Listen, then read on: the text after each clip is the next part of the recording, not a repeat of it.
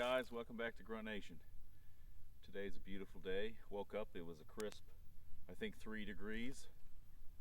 My hands are a little cold, but that's alright. Today we're going over the Glock 26 Gen 4, also known as the baby Glock. I did change out the base plate on the mags to give me a little pinky extension, because beforehand my pinky wouldn't fit on there, so it gives me an extra little grip.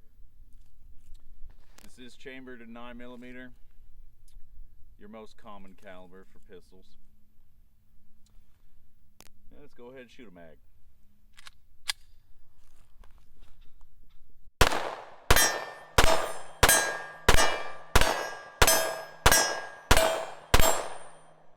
And there you go. These mags only carry about 10 rounds, well, only 10 rounds, not about. And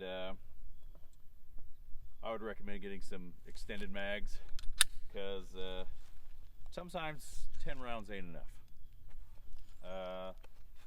Another thing I've noticed about the Glock 26 is, since it's smaller, you got to keep tighter grip on it, because it will give you malfunctions and it won't cycle correctly. So just make sure you keep a tight grip. The ammo I'm using is Federal 115 grain full metal jackets. Practice rounds.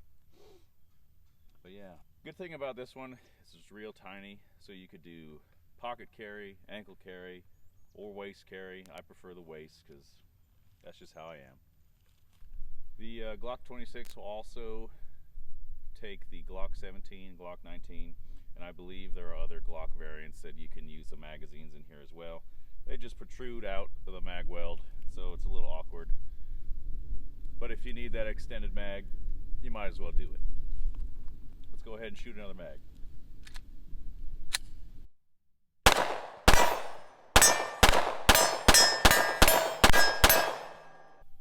Well, there you guys go. That's a little overview of the Glock 26, aka the baby Glock. Let me know what you guys think. If you like this video, give it a thumbs up. If you have any questions, go ahead and comment down below. Make sure you subscribe, and I'll catch you guys next time.